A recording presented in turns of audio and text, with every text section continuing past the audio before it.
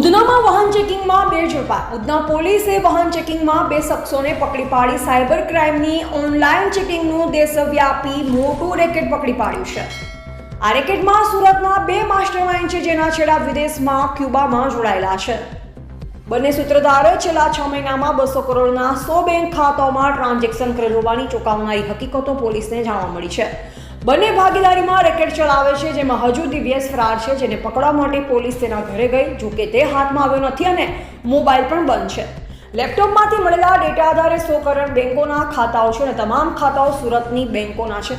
આ ટોળકી પાસેથી મળેલા 100 બેંકના ખાતા પૈકી 35 ખાતામાં સાયબર ક્રાઇમની દેશવ્યાપી ફરિયાદ પણ નોંધાયેલી છે.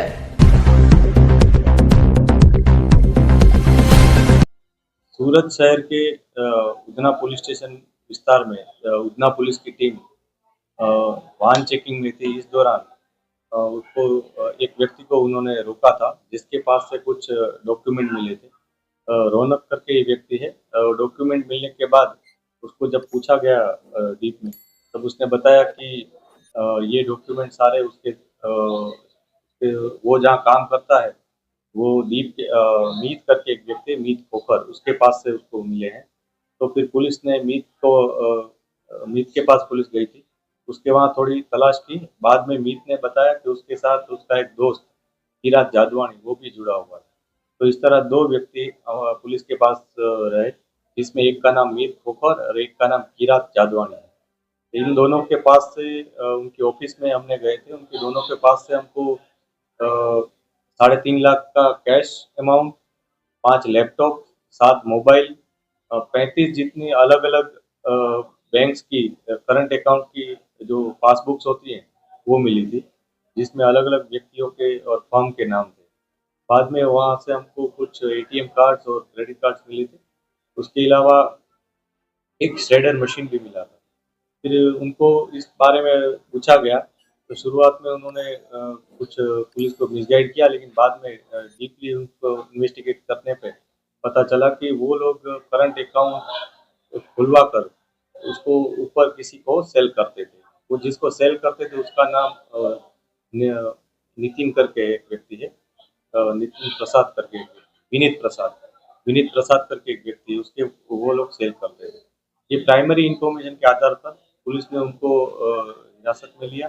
बाद में उनके खिलाफ केस दाखिल किया गया, जिसमें उन्होंने फ्रॉड डॉक्यूमेंट बनाए थे अलग अलग फर्म के, और फ्रॉड डॉक्यूमेंट के आधार पर उन्होंने GST नंबर भी उसके लिए थे, और उसके आधार पर उन्होंने करंट अकाउंट खोले रहे थे. ये करंट अकाउंट वो लोग विनीत प्रसाद को सेल करते थे. टेलीग्राम चैनल के थ्रू उनका कॉन्टेक्ट हुआ था. विनीत प्रसाद ये अकाउंट किसी और व्यक्ति को दे देता था. बाद में ये किरात और मीत दोनों अन्य एक व्यक्ति जो विनीत प्रसाद जिसको सीधा देता था अकाउंट, उनके कांटेक्ट में आए थे. ये सारा ट्रांजैक्शन पुलिस ने ट्रेस किया था. इस पूरे ट्रांजैक्शन में टोटल अभी तक की इंफॉर्मेशन है उसमें 100 जितने अकाउंट्स खोले गए हैं.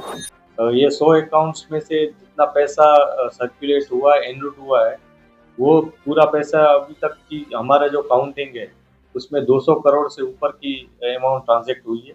और इसके कमीशन के तौर पर इन दोनों व्यक्तियों को 2% कमीशन मिलता था. तो उसमें करीबन 4 से 5 करोड़ का कमीशन उनको USDT के तौर पर मिला हुआ अभी तक की इंफॉर्मेशन है. हम सारे ट्रांजेक्शन्स एक के बाद एक ट्रेस कर रहे हैं, उसको फॉलो कर रहे हैं, क्योंकि एक बहुत बड़ी वेब हो, जैसे मकड़ी का जाला हो, उस तरह का एक दूसरे में अकाउंट्स जुड़े हुए हैं, और उसके लिए हमें काफ़ी डीपली इसको इन्वेस्टिगेशन करना पड़ रहा है. ये जो 2 व्यक्ति हैं, ये लोग एक रिच पे नाम का एक व्यक्ति है जो अकाउंट होल्डर है. तो उसका अभी तक का इंफॉर्मेशन ये है कि वो क्यूबा का है, लेकिन वो हम वेरीफाई कर रहे हैं कि उसने ओरिजिनल नंबर यूज़ किए हैं या कोई और है. उस रिच पे को ये लोग अकाउंट सेल फर्दर कर रहे थे.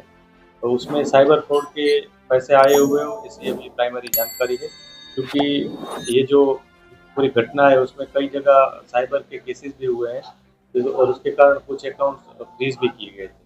पुलिस ने अभी तक सारे अकाउंट्स को जांच नहीं पाई है. हम सभी को अभी जांच रहे हैं. सभी को हमने फ्रीज करवा दिए हैं. अभी तक हमको जो मुद्दा माल मिला है उसमें हमने 1,40,00,000 रुपए का जो आरोपी है उसके अकाउंट में पैसे वो फ्रीज करवाए हैं। फर्दर और कुछ हमें इंफॉर्मेशन है कि उनके पास कैश भी है, उसकी जांच पड़ताल अभी